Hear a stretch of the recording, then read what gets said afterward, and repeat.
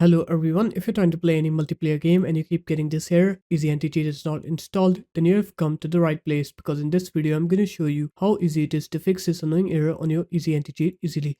So first off, what you're going to do is you're going to go to your games directory. So I'm going to go to my games directory now.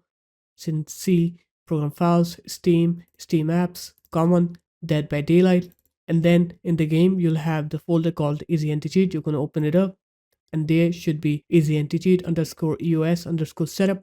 You're going to right click on it, click create shortcut here, right click on the shortcut, go into properties, go into compatibility, make sure to select disable full screen optimizations and also run this program as an administrator. And then you're going to go into shortcut here, you're going to go to target, you're going to go at the end of the text, put a space here, right here, install and then space and then prod dash fn, click apply, OK, and then open this shortcut up. And when you open it up, it will ask you for administrator rights and click yes on that. Then it will install EasyAntiCheat and then you should be good to go and you should be able to play your multiplayer games.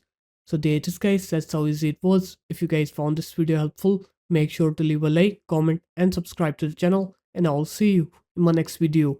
Peace.